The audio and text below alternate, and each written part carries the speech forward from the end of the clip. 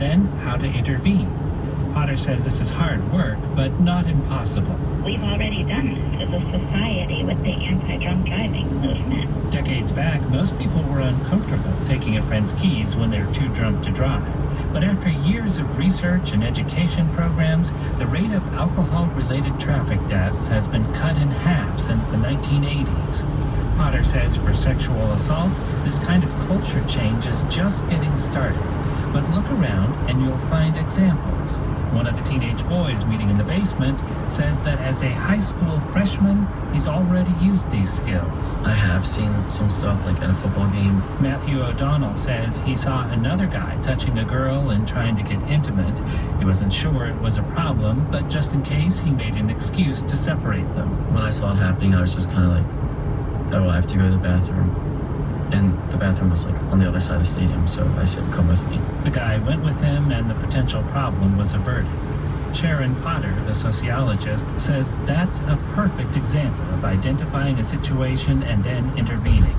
She says more of that, along with praise for people like O'Donnell, could lead to the culture change that results in fewer sexual assaults in the future. Jeff Brady, NPR News, Philadelphia. You're listening to Rhode Island Public Radio. Good morning. It's Wednesday, October 10th. Still to come this morning, we get more details on that missing Washington Post journalist in Turkey, feared dead, allegedly at the hands of the Saudi government. That's coming up on Rhode Island Public Radio with support from Bloom Shapiro in the Business of Solutions. Bloom Shapiro, accounting, tax, and business consulting in Connecticut, Rhode Island, and Greater Boston. BloomShapiro.com.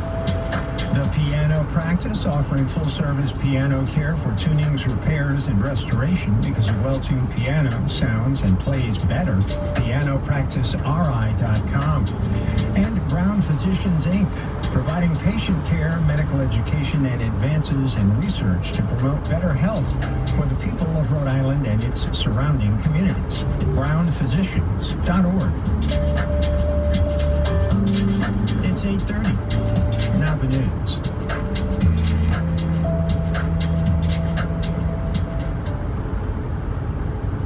Live from NPR News in Washington, I'm Dave Mattingly. Hurricane Michael is getting stronger as it moves closer to landfall in the Florida Panhandle. The Category 4 storm now has top sustained winds of 145 miles per hour as it churns over the warm waters of the Gulf of Mexico. The National Hurricane Center says Michael could intensify some more before coming ashore this afternoon. NPR's Debbie Elliott says forecasters are warning of catastrophic wind damage and life-threatening storm surge.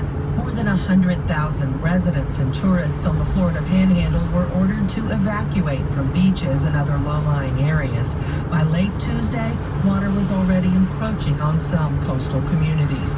A storm surge forecast to be between 6 and 13 feet high will be the biggest threat from Hurricane Michael as the storm pushes water ashore. Michael is about 90 miles west-southwest of Apalachicola.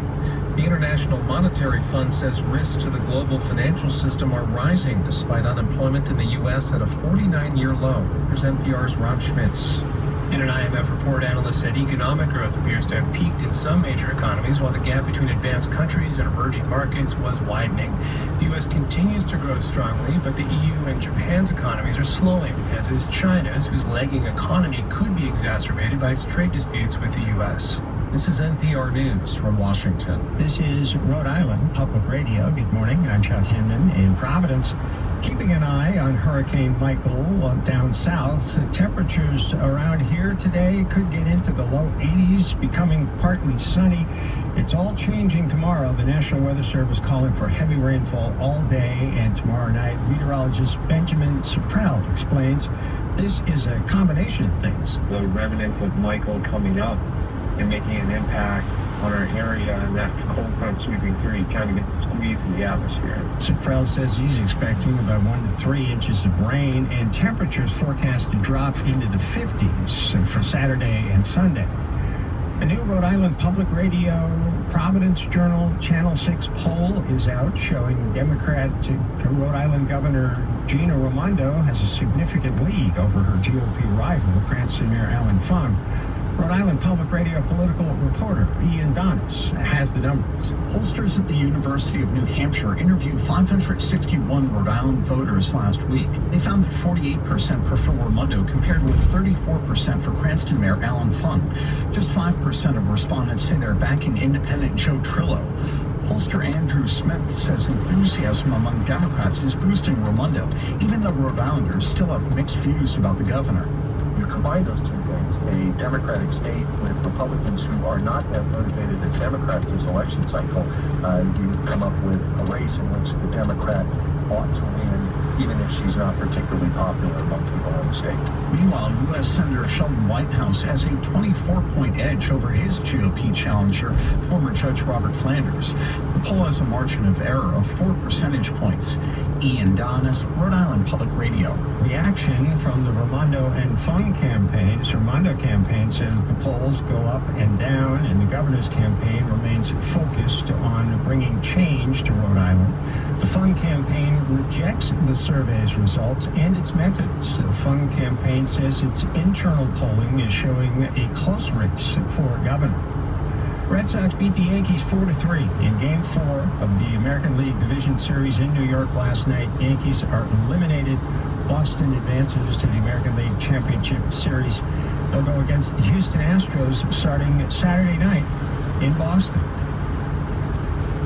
Support for NPR comes from this station and from Log Me In, makers of GoToMeeting, a collaboration meeting platform allowing people to connect around the globe to get work done.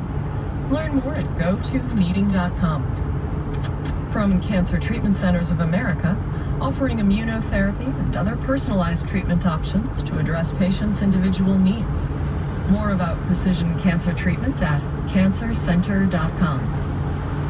And from listeners like you who donate to this NPR station.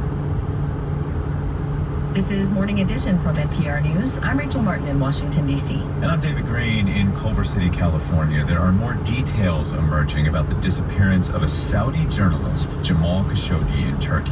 Khashoggi is the Washington Post contributor who was last seen entering the Saudi consulate in Istanbul last week. The Washington Post says it has been told by people with knowledge of the Turkish investigation into this disappearance that a team of 15 Saudi men flew into Istanbul on October 2nd, hours before Khashoggi was last seen entering the consulate.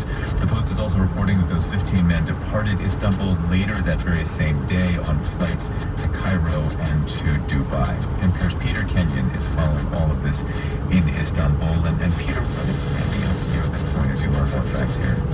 Well, I'd say the main news of the day is this publication in a Turkish pro-government paper of both the names and photos of the 15 Saudi men who police say arrived in Istanbul last Tuesday. That's the day of Khashoggi's disappearance. The paper described the men as an assassination squad. And other media are reporting that Turkey's intelligence service has identified several of the men. Some, they say, are military officers, including a special forces member. There's a reported Saudi intelligence officer in there, and also a senior forensics expert. Turkish TV, meanwhile, is airing footage of Khashoggi entering the consulate on October 2nd and of a black van leaving the consulate about 2 hours later, heading to the consul general's residence. There is a report as well that airport security x-rayed the luggage of some of the Saudi men as they prepared to leave Istanbul that same night, x-rayed the men themselves, and reportedly at the request of the intelligence service searched one of the two planes. They apparently found nothing suspicious, allowed it to take off, but the focus seems to be on these 15 men and what they were doing here. Why search one of the two planes and not both the planes? Well, that's all we know based on the information we have so far. This is going to need some further explanation. It's not clear why that would be the case. What officials are anonymously talking about are further grisly details. One tells the New York Times that one of the Saudis was an autopsy expert and that a bone saw was used on the body after the murder.